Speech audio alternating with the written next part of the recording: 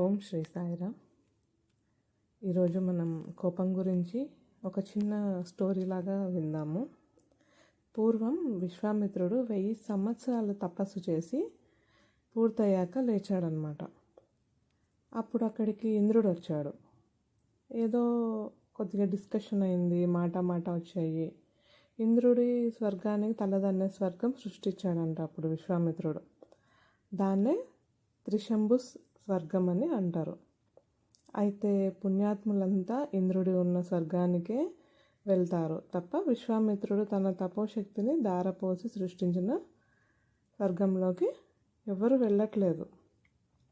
కొన్నాళ్ళకి ఆవేశం నుండి తేరుకున్న విశ్వామిత్రుడు, అయ్యయ్యో తపశ్శక్తిని అంతా కోపం ఆవేశం వల్ల పోగొట్టుకున్నానే అని మళ్ళీ తపస్సు చేశాడు. మళ్ళీ 1000 సంవత్సరాలు పూర్తయ్యాయి. ఈసారి ఇంద్రుడు తాను వెళితే సామరస్యంగా ఉంటుందని పెద్దగా స్పందించాడని భావించి మేనకని పంపాడు. తపస్సు నుండి లేచేసరికి మేనక ఎదురుగా వయ్యారాలు పోతూ ఉంది. మేనకను చూసి విశ్వామిత్రుడు మోహితుడై 1000 సంవత్సరాల పాటు మేనకతో ఉన్నాడు. అనంతరం మోహం పరవశం నుండి తేరుకున్న విశ్వామిత్రుడు తన తపోశక్తిని వృధా అయినట్టు బాధపడి అక్కడి నుండి వెళ్ళిపోతాడు. మళ్ళీ తపస్సు చేస్తాడు. ఈసారి కూడా 1000 సంవత్సరాల తపస్సు పూర్తయ్యేసరికి ఇంద్రుడు బాగా ఆలోచించాడు. నేను వెళ్ళినా మేనకని పంపిన ఉపయోగం ఉండదు, అందుకని వశిష్ఠుణ్ణి ఎదురుపడేలా చేద్దాం అనుకొని తపస్సు పూర్తయ్యేసరికి వశిష్ఠుడు ఎదురుపడేలా చేశాడు. అప్పుడు విశ్వామిత్రుడు వశిష్ఠుని చూసేసరికి అగ్గి మీద గుగ్గిలమైపోయాడంట.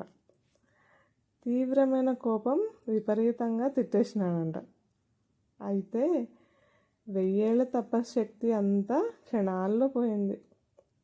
తపోశక్తి పోవడంతోనే తేరుకున్న విశ్వామిత్రుడు, అయ్యయ్యో ఎంత పొరపాటు చేశాను, తపశ్శక్తిని క్షణాల్లో వృధా చేసేసాను అని బాధపడ్డాడు.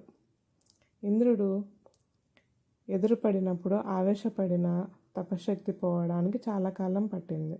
మేనక ఎదురుపడినా మోహించినా కూడా తపశ్శక్తి పోవడానికి చాలా కాలం పట్టింది. కానీ కోపం రావడం వల్ల తపశ్శక్తి కేవలం క్షణాల్లో హరించిపోయింది. కోపం అంత బలమైనది.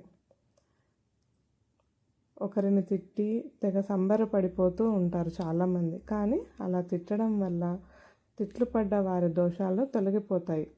తిట్టిన వారు ఎంతో కాలం కష్టపడి సంపాదించుకున్న పుణ్యం క్షణాల్లో హరించిపోతుంది. 1000 సంవత్సరాలు ఇంద్రియ నిగ్రహంతో చేసిన తపస్సు క్షణాల్లో పోయినప్పుడు అదే సాధనలు లేని సామాన్య జీవితము గడిపే సామాన్యుడికి కోపం మహా పెద్ద శత్రువు అయిపోతుంది. మంచి హరించుకుపోతే మిగిలేది చెడే. చెడు సంస్కారాలు ప్రబలమైతే మిగిలేది బాధలు, దుఃఖము, అనారోగ్యం, ఇంకేముండదు. మీరు ఎందులో వీక్గా ఉంటే దాన్ని దెబ్బతీస్తుంది. కోపమే మహాశత్రువు. దీనిని దృష్టిలో పెట్టుకోండి. కోపాన్ని తగ్గించుకోండి. ప్రశాంతంగా ఉండండి. అన్నిటికీ మీ గురువుకి, మీ ఇష్టదైవానికి వదిలేయండి. వాళ్ళే చూసుకుంటారు. ఓం శ్రీ సాయిరామ్. నా వీడియోస్, స్టోరీస్ మీకు నచ్చినట్లయితే లైక్ చేయండి, కామెంట్ చేయండి, సబ్స్క్రైబ్ కూడా చేయండి. Thank you so much for watching.